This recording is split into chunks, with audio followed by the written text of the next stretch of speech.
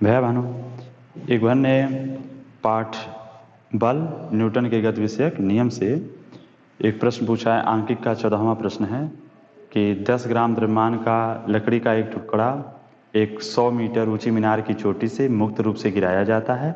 ठीक उसी क्षण मीनार के पाद से 10 ग्राम द्रव्यमान की एक गोली ऊर्ध्वाधर ऊपर को गुटके के पथ पर ही 100 मीटर पर सेकंड के वेग से छोड़ दिया जाता है। परिकलन कीजिए। पहला नंबर, गोली और लकड़ी का गुटका कब और कहाँ मिलेंगे। और दूसरा इसमें है कि यदि टकराने के बाद गोली गुटके में ही रह जाए तो गुटका और गोली निकाय नीचे आने से पूर्व कितनी ऊंचाई तक उठेंगे। यह मान लीजिए कि गुटका इतनी अधिक ऊंचाई तक नहीं जाता जिससे कि जी के मान में कोई परिवर्तन हो। तो ध्यान देंगे, यहाँ पर यह है कि एक मीनार है जिसकी ऊंचाई 100 मीटर है। एक 100 मीटर ऊंची मीनार है। इस मीनार की चोटी से एक गुटका लकड़ी का मुक्त रूप से नीचे की ओर गिरा दिया जाता है। ठीक है, मुक्त रूप से गिराया जा रहा है तो इसका मतलब है कि उसका जो प्रारंभिक वेग है वह क्या है, 0 है।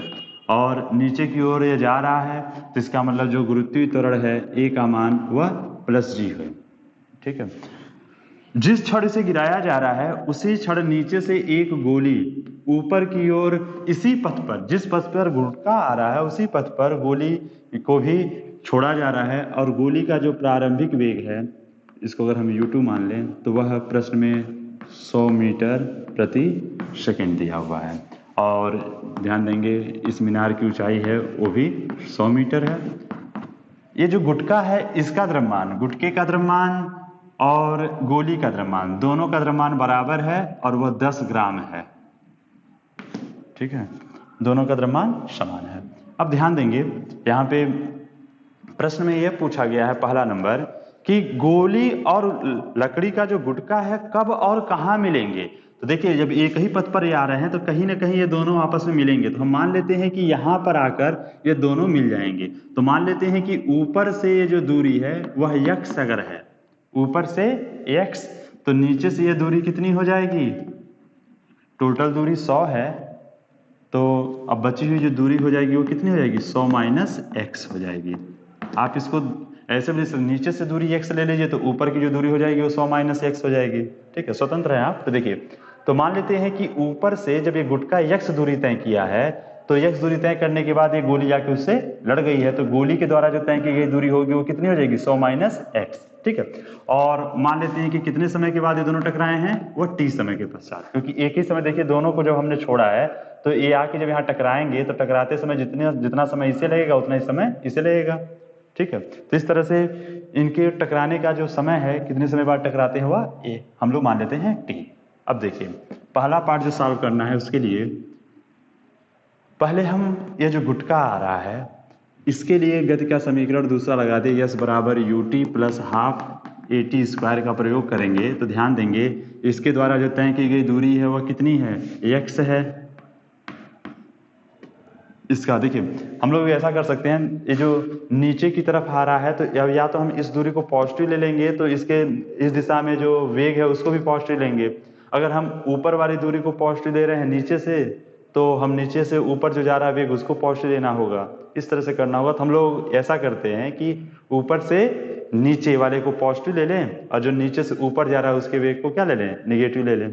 ऐसे कर लें, या जैसी आपकी इच्छा होगी। अगर इधर के u को यदि आप पॉजिटिव ले रहे हैं u1 को, तो आपको इसको क्या लेना होगा, नेगेटिव। ठीक है, इसका ध्यान रखिएगा। यदि इसे आप पॉजिटिव ले रहे हैं तो इसे क्या, नेगेटिव, क्योंकि दोनों की दिशा क्या है, विपरीत है। ठीक है, वेग की दिशा दोनों की विपरीत है, इस कारण से एक को पॉजिटिव और एक को नेगेटिव लेंगे। और ध्यान देंगे यदि आप नीचे से ऊपर जा रहे हैं इसको आप पॉजिटिव ले। चलिए हम लोग ऐसा करते हैं कि नीचे से ऊपर जा रहे हैं इसको पॉजिटिव ले लेंगे और जो ऊपर से नीचे आ रहा है उसको नेगेटिव ले लेते हैं।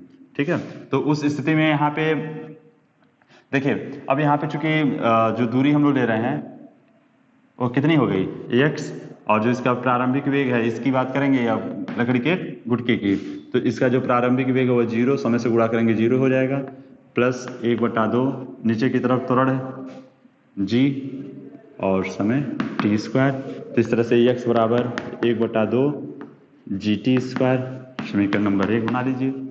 अब हम लोग आ जाते हैं इसके लिए, जो गोली को हमने जो ऊपर फेंका है तो गोली के लिए भी यही समीकरण अप्लाई करेंगे, s बराबर ut + ½ at²। तो गोली ने कितनी दूरी तय किया, तो 100 माइनस x, ठीक है। गोली का जो प्रारंभिक वेग है वह कितना है, 100, समय t।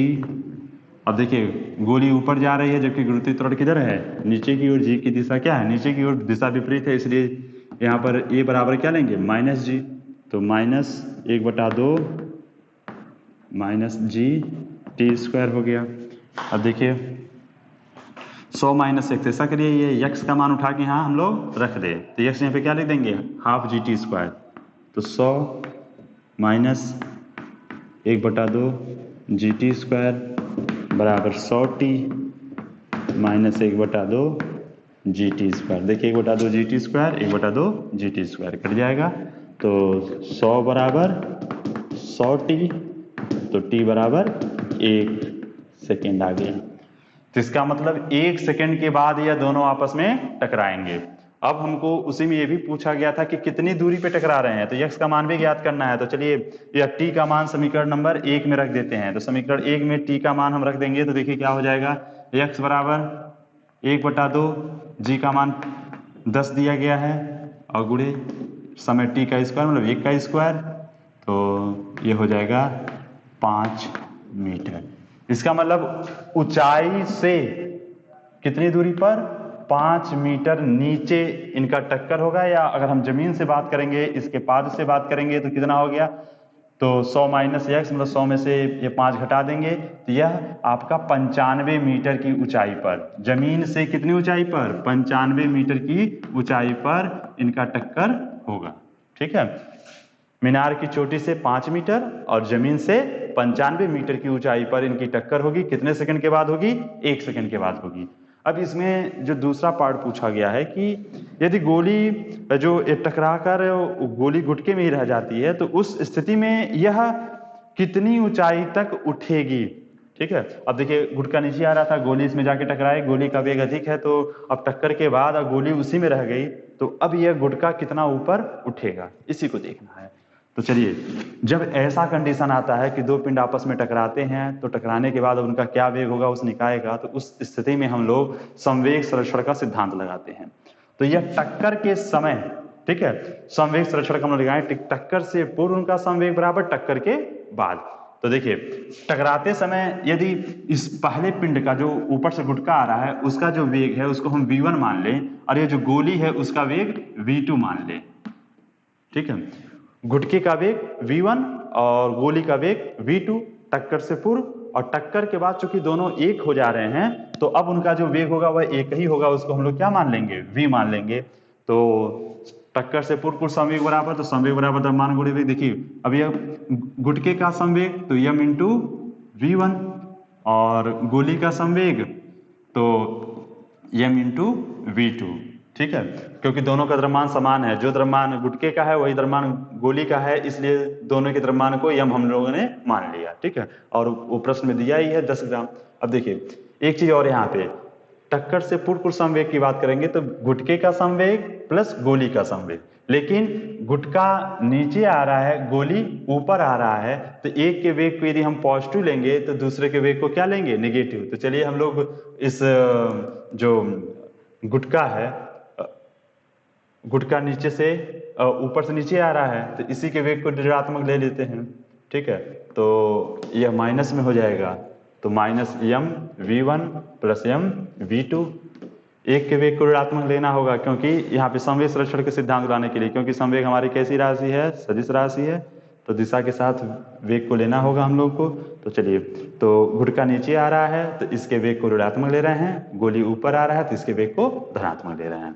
ठीक है, अब देखिए टक्कर के बाद इनका जो संवेग है, तो अब टक्कर के बाद दोनों एक हो गए हैं, तो अब जो द्रव्यमान है वो क्या है, तो m प्लस m, और वेग उनका, चूंकि दोनों गुटके अब दोनों एक हो गए हैं तो जो वेग गुटके का होगा वही वेग गोली का होगा, क्योंकि दोनों आपस में जुड़ चुके हैं अब। तो इस तरह से ही है। अब देखिए यहाँ पे यह m हम कॉमन ले लेंगे, ठीक है, तो हो जाएगा माइनस v1 प्लस v2, और यह m क्या हो जाएगा, 2mv, m से m कट गया। अब देखिए यहाँ पे हमको v1 v2 का मान चाहिए। ठीक है, तो देखिए v1 v2 का मान कैसे ज्ञात करेंगे, तो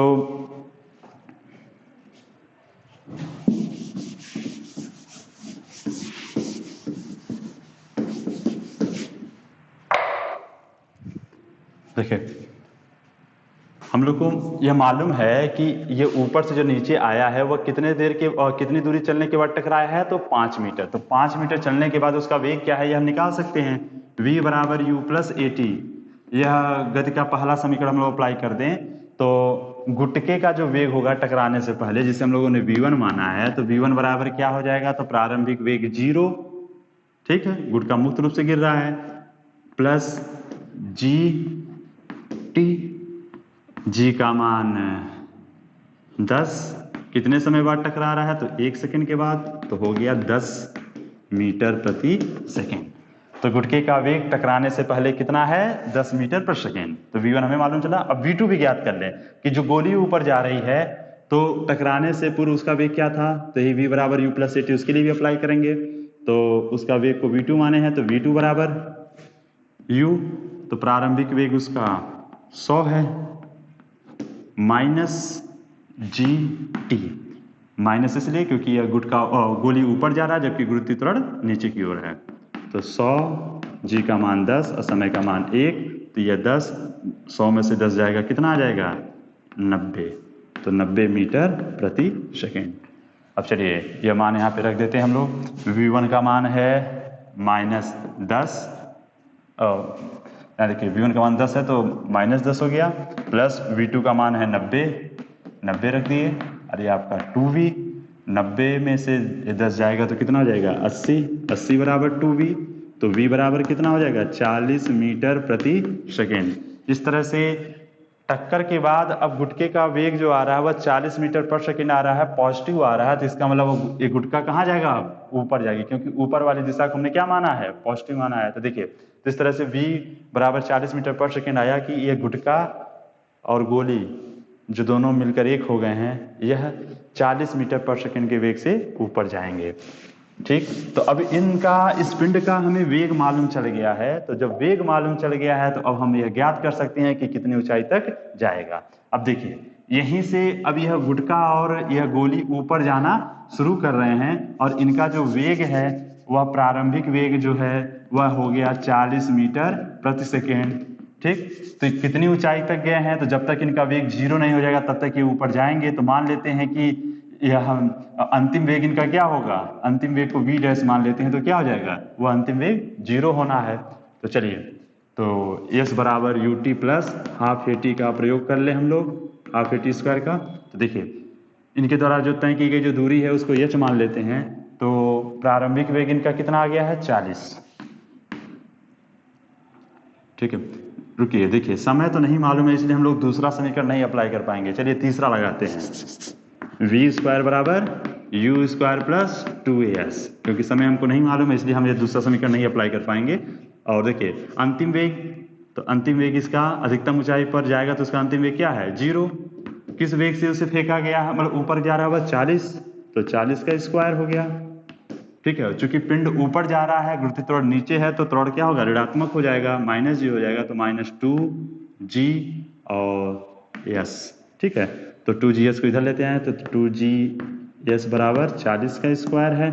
ठीक है, अब देखिए g का मान कितना है, 10, तो 2, या चलिए सीधे s बराबर 40 का स्क्वायर मतलब 40 गुणे 40 कर लीजिए बटा 2g, तो g का मान 10 ले लीजिए, तो 1 0 से कट जाएगा, और 2 ये 20 हो गया, 4 दूना, इस तरह से यह 80 मीटर आएगा। तो ध्यान देंगे, पिंड ये दोनों जो मिलकर एक निकाय हो गए हैं, वह यहाँ से कितनी ऊंचाई तक जा रहे हैं, तो वह ऊंचाई जहां ये दोनों टकराए थे वहां से ये कितनी ऊंचाई तक जा रहे हैं, 80 मीटर तक। ठीक है, तो यहां से 80 मीटर जा रहे हैं।